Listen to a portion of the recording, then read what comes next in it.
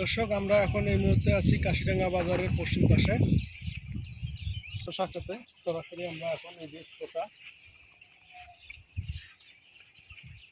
একটা শসা half KG ওজন হবে, হাফ কেজি হবে। তো শসা মূলত এইভাবে দেখা যায় না, আসলে শসা সব পাতার মধ্যে থাকে। তো আমরা এই যে শসা খাচ্ছি ক্ষেত থেকে ছিঁড়ে, সেই স্বাদ। এখানে প্রচুর পরিমাণ শসা হয়েছে।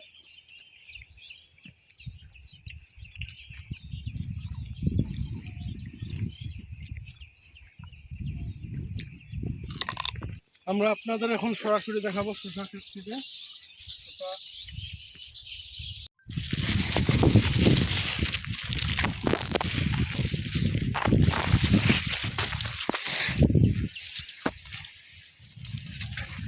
শসা বিক্রি হচ্ছে পাইকারি বাজারে, শসা বিক্রি হচ্ছে 12 টাকা কেজি, আর খুচরা বিক্রি হচ্ছে 20 টাকা, 16 টাকা খুচরা বাজারে বিক্রি হচ্ছে।